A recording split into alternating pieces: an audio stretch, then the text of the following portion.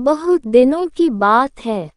किसी शहर में राम, श्याम और subscribe Rahul and 3 share my चोर channel. रहते थे। तीनों को थोड़ा थोड़ा विद्या का ज्ञान था। तीनों चोरों को विद्या का ज्ञान प्राप्त होने के कारण बहुत घमंड था। विद्या द्वारा तीनों चोर शहर में बड़े बड़े लोहे की तिजोरियों को तोड़ देते थे और बैंकों को लूट लिया करते थे।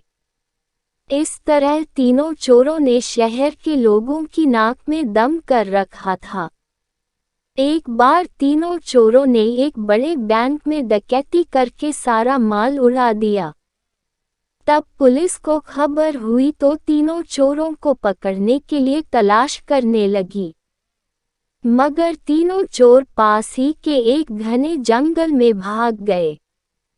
तीनों चोरों ने देखा कि जंगल में बहुत सी हड्डियां बिखरी पड़ी हैं। राम ने अनुमान लगाकर कहा, ये तो किसी शेर की हड्डियां हैं। मैं चाहूं तो सभी हड्डियों को अपनी विद्या के ज्ञान द्वारा जोड़ सकता हूँ।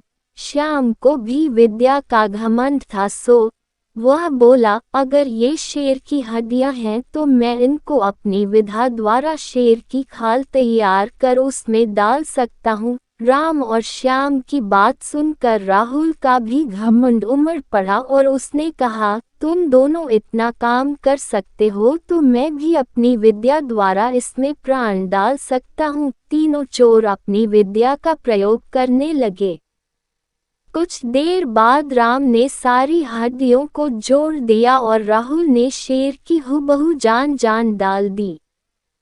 थोड़ी देर में तीनों चोर सामने एक जीवित भयानक शेर को देखकर थर थर कांपने लगे। मगर शेर के पेट में तो एक दाना नहीं था। वह भूख के मारे गरजता हुआ तीनों चोरों पर हमला कर बैठा और मारकर खा गया। शेर मस्त होकर घने जंगल की ओर चल दिया।